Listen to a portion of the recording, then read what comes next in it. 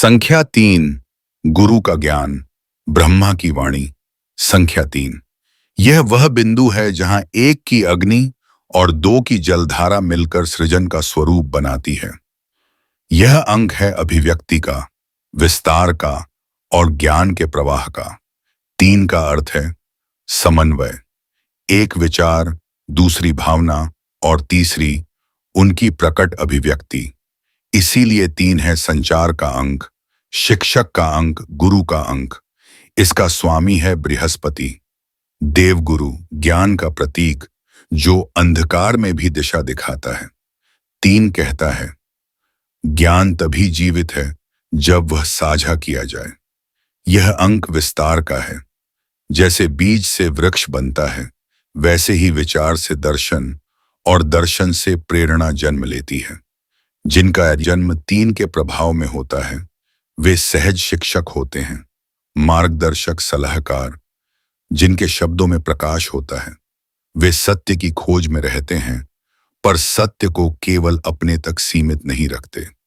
वे उसे दुनिया तक पहुंचाते हैं, क्योंकि यही उनका धर्म है, यही उनका आनंद है। 3 का तत्व है आकाश, जो सब कुछ समेटता है पर किसी से बंधता नहीं। यही इसे बनाता है विस्तृत, विशाल और उदार।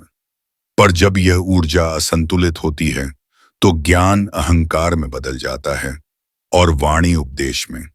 तभी गुरु गिर जाता है, क्योंकि उसने सुनना छोड़ दिया होता है। इसलिए 3 का संतुलन है, वाणी में विनम्रता और ज्ञान में करुणा। संख्या 3 हमें सिखाती है, बोलो पर सत्य बोलो, सिखाओ पर प्रेम से सिखाओ, प्रकाशित करो पर स्वयं को दीपक समझकर नहीं, ज्योति समझकर।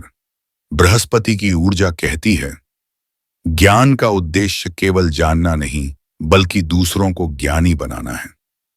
जब 3 अपनी चेतना के चरम पर पहुंचता है, तो वह केवल शिक्षक नहीं रहता, वह मार्गदर्शक बन जाता है, जो शब्दों से नहीं बल्कि आभा से शिक्षा देता है।